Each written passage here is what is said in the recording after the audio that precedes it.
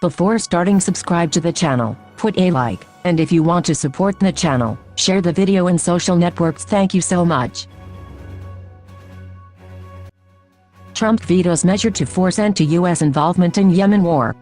Washington. President Trump vetoed a bipartisan resolution on Tuesday that would have forced an end to American military involvement in Saudi Arabia's civil war in Yemen, rejecting an appeal by lawmakers to his own deeply rooted instincts to withdraw the United States from bloody foreign conflicts.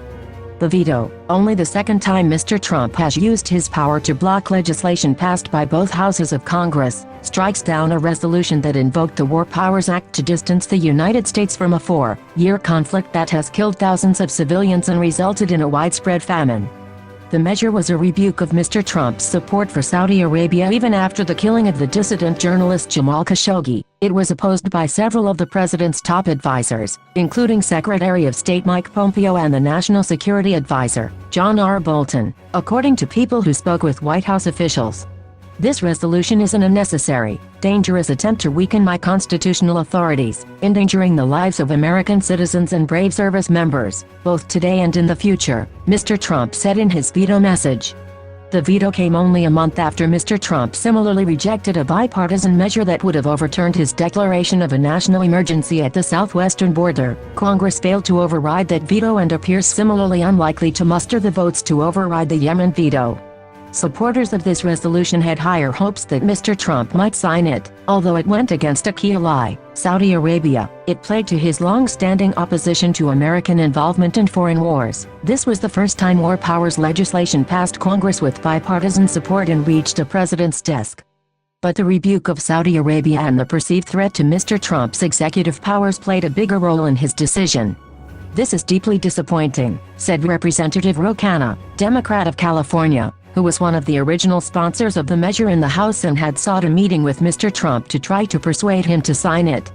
The president had the opportunity to sign a historic war powers resolution and stand with a bipartisan coalition, including his allies Rand Paul, Mark Meadows and Matt Gaetz, to stop endless wars, Mr. Khanna said. He failed to uphold the principles of the Constitution that give Congress power over matters of war and peace. Mr. Khanna was referring to the Republican senator from Kentucky, Mr. Paul, and 2 Republican representatives, from North Carolina and Florida, Mr. Meadows and Mr. Gaetz, who are closely aligned with Mr. Trump, but split with fellow Republicans to vote with Democrats in favor of the resolution. Members of the group had asked to meet with Mr. Trump to make their case against a veto, but the White House brushed them off. Mr. Trump has spoken out for years against American military entanglements, whether in Iraq, Afghanistan or Syria. He has clashed with his generals over the timetable for withdrawing troops from Afghanistan and Syria. In his veto message, Mr. Trump said he agreed with Congress that great nations do not fight endless wars. He noted that the United States was negotiating to end its involvement in Afghanistan and drawing down troops in Syria, after what he said was the conquest of 100% of the territory once held by the Islamic State. Yemen, however, is a different situation, he declared. The United States provides logistical support to the Saudi-led coalition against the Houthi rebels. It stopped its most direct military involvement, in-flight refueling of Saudi planes, and Saudi Arabia remains a staunch ally of the United States, the linchpin of its campaign to isolate Iran, which supports the Houthis in their uprising against the Yemeni government. "We cannot end the conflict in Yemen through political documents," Mr. Trump said. "Peace in Yemen requires a negotiated settlement." Saudi Arabia's allies in the war praised Mr. Trump, insisting that they continued to work for a settlement through the United Nations.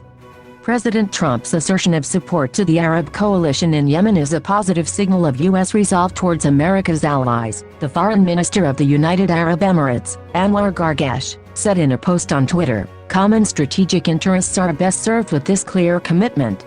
Critics, however, said Mr. Trump's veto amounted to a green light for continued atrocities in Yemen, where human rights groups said there were already 10 million people on the brink of famine and as many as 100 civilian casualties are weak. "This veto by President Trump is morally wrong and strategically wrong-headed," said David Miliband, the president of the International Rescue Committee. "It sets back the hopes for respite for the Yemeni people, and leaves the U.S. upholding a failed strategy." Senator Tim Kaine, Democrat of Virginia and an advocate for congressional prerogative on matters of war, said the veto was part of an alarming pattern of Trump turning a blind eye to Saudi Arabia's actions that fly in the face of American values, like the murder of journalist and Virginia resident Jamal Khashoggi and the jailing of women's rights activists. Mr. Trump spoke by phone last week with Saudi Arabia's Crown Prince, Mohammed bin Salman, whom intelligence officials believe ordered the killing of Mr. Khashoggi in October in the Saudi consulate in Istanbul. Mr. Trump has not accepted that assessment, saying the prince's role in the killing was not clear.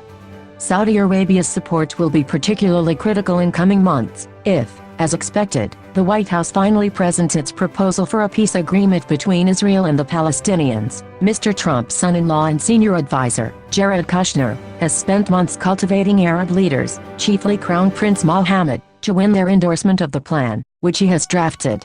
While Republicans like Mr. Paul and Mr. Meadows voted for the resolution, there were limits to how much they lobbied the president. Other Republicans, like Senator Mitch McConnell of Kentucky and Senator Lindsey Graham of South Carolina, argued against the resolution as an attempt to hem in the president.